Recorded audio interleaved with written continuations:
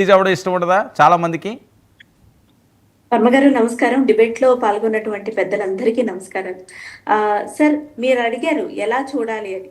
As a power star Pawan Kalyan fan నాలాంటి కోట్ల మంది ముందు ఆయన సినిమా థియేటర్‌లో చూడాలని అనుకుంటాం. హ్మ్. ఎందుకంటే ఒక 2 ఏళ్ళు తర్వాత లేకపోతే ఏడాది తర్వాత చాలా ఆశగా ఎదురు చూస్తున్న తరుణంలో ఇట్లాంటి సినిమా ఇంత భారీ ఎక్స్‌పెక్టేషన్స్ మధ్య ఇప్పటివరకు రిలీజ్ అయిన గ్లింప్సెస్ సాధించినటువంటి సక్సెస్ యాస్ ఎన్ ఆడియన్స్ థియేటర్‌లోకి వెళ్ళిపోయి చూసేయాలి అన్న ఇది ఉంటుంది అందరికి. ఎంత ఓటీటీలు రానివ్వండి, ఎంత ఏది పక్కనైనా రానివ్వండి.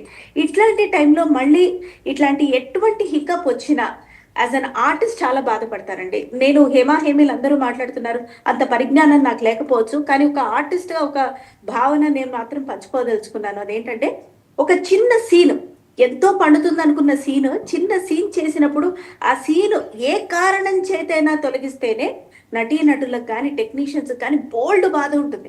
అయ్యో! మనం చేసింది లేదే, లేదే, లేదే, లేదే అని.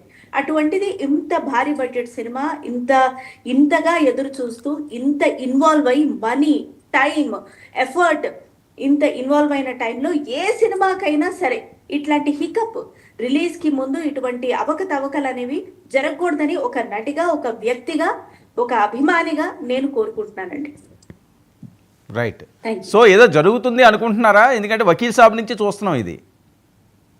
వకీల్ సాబ్ నుంచి చూస్తున్నాము. అండ్ ఇదిగో ఇప్పుడు గూడా చూస్తూనే ఉన్నాము. ఏమో మరి పెద్దలు ప్రతి ఒక్క అంశాన్ని కాచిబొడవసేవారు మీరు చెప్పాలి, అందరూ చెప్పాలి. బట్ ఏది జరిగినా సార్ ఒక సినిమా ఆగకూడదు, ఒక ఆర్టిస్ట్ ఆగకూడదు. ఒక నమ్మి ప్యాషన్ తోటి నడిచే ఈ వ్యవస్థ అనేది అవకతవ